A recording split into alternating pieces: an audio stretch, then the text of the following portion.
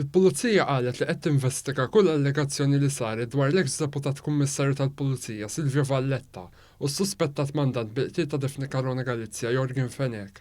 Dan wara li rapporti fil-medja implikaw ħbiberija mill-qrib bejn Valletta u Fenek.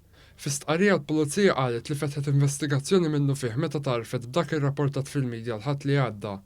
L-istqarrija komplet tajt li s-sur Valletta ġie mitkellem fil-Kwartieri Ġenerali tal-Pulizija dwar l-allegazzjonijiet li qegħdin isiru. Il-Pulizija żidet tgħid li l-investigazzjonijiet fil-konfront tas-sur Valletta fuq kull allegazzjoni li saret għadhom għaddejjin.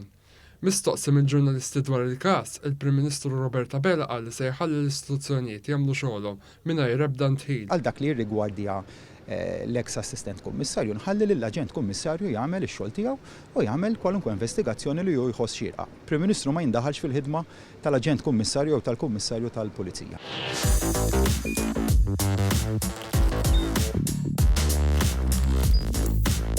Idħol fuq one.com.mt u hemmhekk tista' tara l-programmi kollha li jxandru fuq One permezz ta' One Play.